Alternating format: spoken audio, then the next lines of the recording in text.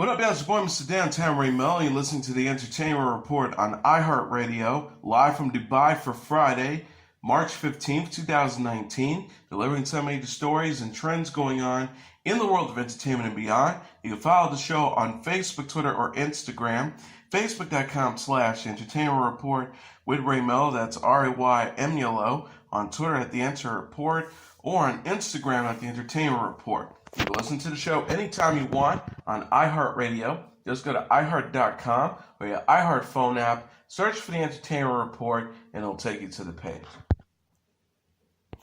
Hallmark Channel on Thursday severed ties with Lori Loughlin, who's appeared in nearly 20 projects on the network over her arrest related to a college admissions scandal.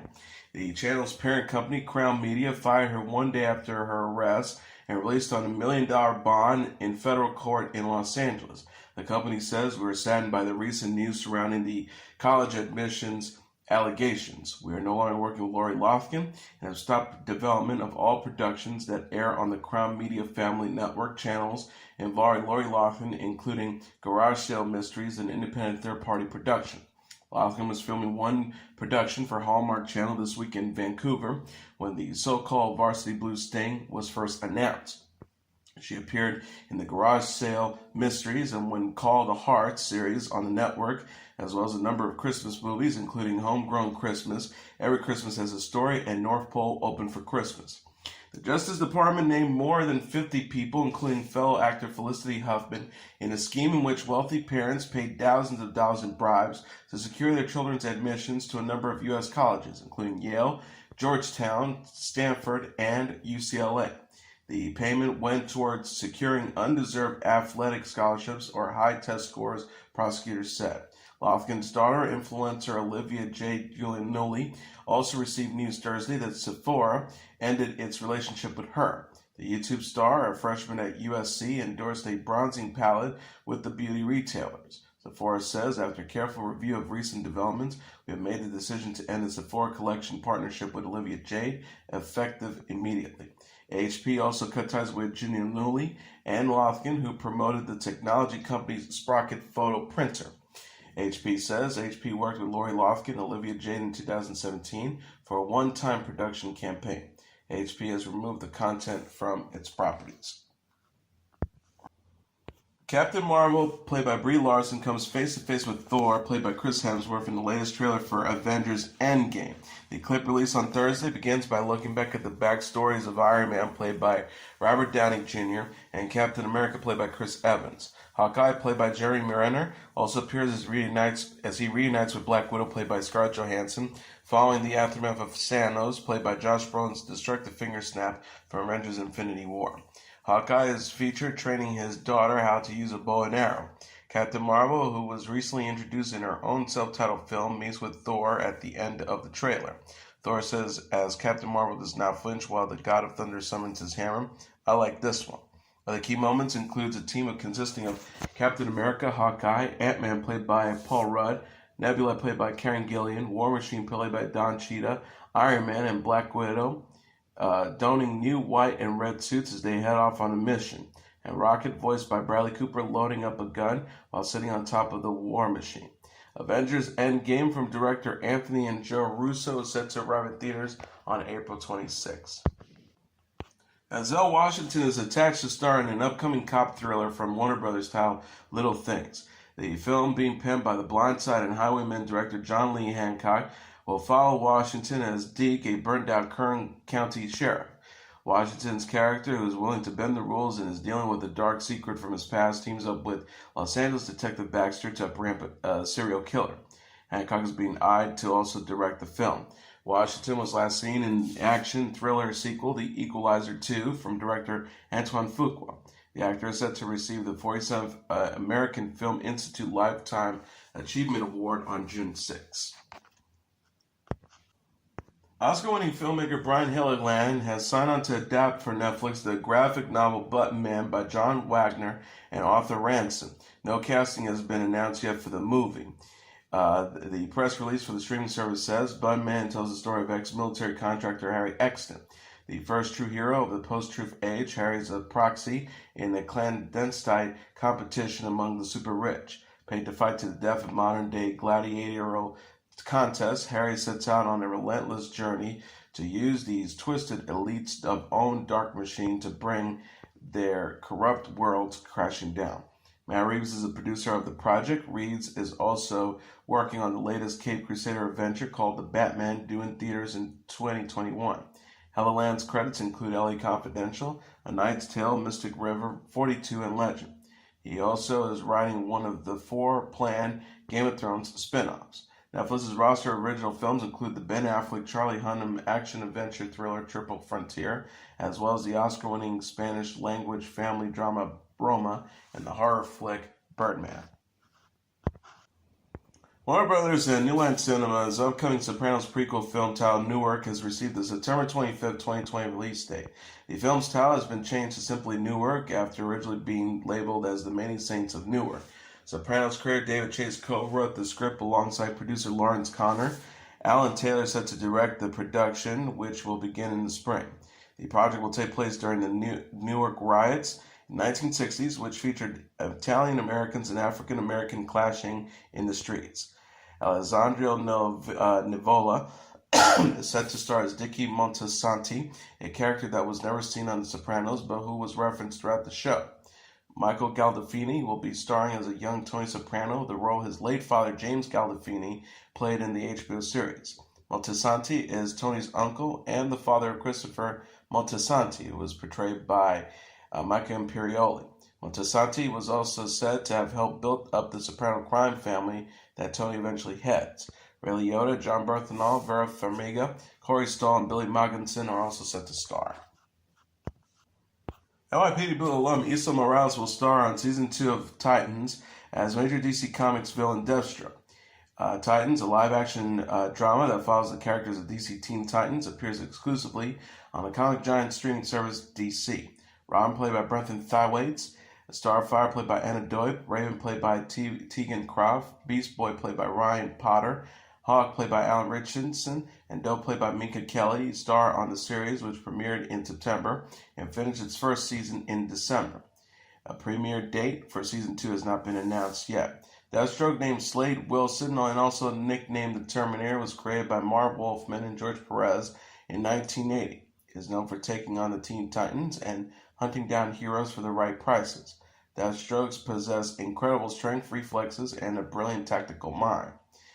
Titan's official description of the character reads, Slade Wilson is known for being DC's deadliest assassin. While serving his country, Slade became an elite soldier before government testing enhanced his physiology to near superhuman levels, putting him on the path of darkness and revenge. He continues to his family. Slade is a father and a husband, but to the rest of the world, he is feared by many as the infamous Deathstroke, selling his services to the highest bidder as a ruthless assassin that never gives up and never misses. Whoopi Goldberg made a surprise return to The View following her health scare. The 60-year-old television personality was met with hugs and cheers from her co-host on Thursday's episode amid her recovery from pneumonia. Goldberg gave an update on her health and said she will slowly make her official return to the daytime talk show in the coming weeks. The star says, "This is my first foray out. I'm not there yet, I know that, but the only way I was going to get better is if I begin. So this is my beginning." She shared, "I still have a cough, and that's the last thing to go, apparently. Over the next week and a half, I will start to be here more often. I want to first foray to come see y'all because I really kind of miss y'all." Goldberg conveyed the seriousness of her illness, which landed her in the hospital for 3 weeks. She said, "There's Def and here's me. That's how it was. I had double pneumonia and sepsis. This is a cautionary tale for all of us. You must really take care of yourself." Goldberg has been absent from The View since February 6th. She gave a health update on the show via video message last week. The star says, "I'm up and moving around, not as fast as I'd like to be, but I am okay. I'm not dead." She confirmed I had pneumonia and I was septic, pneumonia in both lungs, which meant there was fluid and there was all kinds of stuff going on. Yes, I came very, very close to leaving the earth. Good news, I didn't. YouTube star Lily Singh is set to receive her own late-night talk show that will follow The Tonight Show with Jimmy Fallon and Late Night with Seth Meyers. Singh made the announcement on Thursday while appearing on The Tonight Show. She celebrated the moment by taking a photo with Fallon and Meyers. Sings A Little Late with Lily Singh will be replacing Carson Day's Last Call, which is ending after 17 years. The program aired on NBC in the 1:30 a.m. time slot. Singh is best known for her popular YouTube channel where she goes by Superwoman. Said her show will feature comedy and interview segments and will be similar to her YouTube channel. She said on Twitter, "It's official, your girl is getting her own at NBC late night show, A Little Late with Lily Singh. Thank you very much for being here. I'm so grateful." NBC tweeted, "All hail our new late night comedy queen at Superwoman." Game of Thrones will end with an hour and 20-minute episode. HBO shared an official length and air date Friday for all 6 episodes and show's 8th and final season. As previously reported, Season 8 will kick off April 14th with a 54-minute episode. The season premiere will be followed by a 58-minute episode April 21st. Episode 3, which airs on April 28th, will be the longest of the season at 1 hour and 22 minutes. Episode 4 airs May 5th with a run 1 hour and 18 minutes, and with Episode 5 following May 12th at 1 hour and 20 minutes. Episode 6, the series finale, airs Sunday, May 19th at 9 p.m. Eastern Standard Time. Game of Thrones stars Emilia Clarke as Daenerys Targaryen, Kit Harington as Jon Snow, Lena Headey as Cersei Lannister, and Sophie Turner as Sansa Stark. The series released the first Season 8 trailer featuring the characters last week. Jersey Shore alums Paula Dee and Vinny are looking for love in a promo for MTV's new dating show, Double Shot of Love. The clip released on Twitter Thursday featured the duo playing homage to ABC's The Bachelor as Paula Dee and Vinny offer a pair of roses to the camera. Vinny asks, "Will you accept these bros?" Paula Dee adds, "Hello, love my life," while answering Jersey Phone's signature duck-shaped telephone. Double Shot of Love will feature 20 women facing off against each other. Each contestant must choose between either competing for Paula Dee or Vinny. The dating series is set to premiere on MTV on April 11th. Paula Dee and Vinny were last seen with the rest of the Jersey Shore crew on MTV's revival of the hit reality series titled Jersey Shore Family Vacation. Melo Ventimiglia and Kate Beckinsale acted out a soap opera using lyrics from Bruno Mars's alongside James Corden on The Late Late Show. The skit, a part of Corden's The Ball and Lyrical segment, featured Beckinsale cheating on Ventimiglia with the late-night host. The trio's dialogues consisted of lyrics from Mars's songs such as Uptown Funk, 24K Magic, Grenade, That's What I Like, and Versace on the Floor.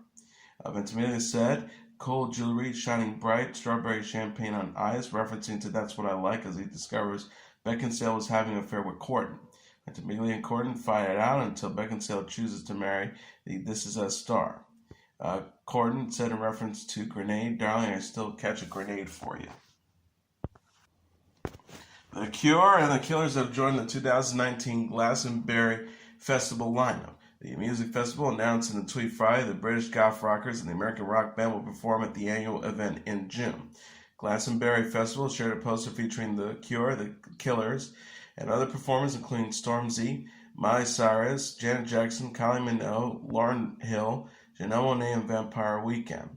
The caption reads, "Here is the first Glastonbury Festival 2019 lineup poster, which featured our final 2 Pyramid Stage headliners, at The Killers Saturday and at The Cure on Sunday.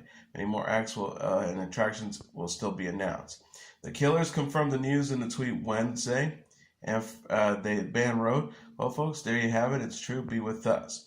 The 2019 Glastonbury Festival runs from June 26th to the 30th at the Worthy Farm in Pilton, Somerset, in England. This year will mark the Cure's 4th time headlining the festival, and previously done so in 1986, 1990, and 1995. The Cure last released the remix album Torn Down in April 2018. The Killers released its 5th studio album Wonderful Wonderful in September 2017, which includes the singles The Man and Run for Cover. Louis Tomlinson's sister, Felicity Tomlinson, was found dead at her home in London this week. Entertainment Tonight reported Thursday Felicity died at the age of 18 Wednesday after a suspected heart attack. Sources told Tomlinson was notified of his sister's death Wednesday. The singer and his family are said to be devastated, and Tomlinson has canceled his upcoming appearances to mourn. The Metropolitan Police Service says at this stage the death is being treated as unexpected. A post-mortem examination will take place in due course. Inquiries continue. MC says Felicity collapsed from a heart attack at her studio apartment on Wednesday. In London. Someone at the apartment called for an ambulance, but Felicity was pronounced dead at the arrival scenes after the paramedics arrived. Sources says Felicity had no warning signs or no prior knowledge of heart trouble. The teen was an inspiring fashion designer, had more than 1 million followers on Instagram. Felicity was one of Thomason's 6 siblings. The Late Late Show host, James Corden, was among those to voice their sympathies for the singer online. He tweeted such an incredibly sad news today. You're not on your own in this. At Lewis_Tomlinson, so many people are pulling for you and your family right now. Felicity's death comes just over a week after Tomlinson released a new song honoring their late mother, Joanna Deacon. Two of Us debuted on March 7th, more than 2 years after Deacon died of leukemia. And as your entertainment report for Friday, March 15th, 2019, I'm your host, Mr. Downtown Ray Melo. I'll be back on Monday to deliver some major stories and trends going on in the world of entertainment and beyond. You can follow the show on Facebook, Twitter, or Instagram. Facebook.com/The Entertainment Report with Ray Melo. That's RAYMELO. On Twitter at The Enter Report, or on Instagram at The Entertainment Report. You can listen to this episode or any previous episodes of The Entertainment Report anytime you want on iHeartRadio. Just go to iHeart.com or your iHeart phone app. Search for The Entertainment Report and it'll take you to the page. Everyone have a great weekend. Good night and God bless you all.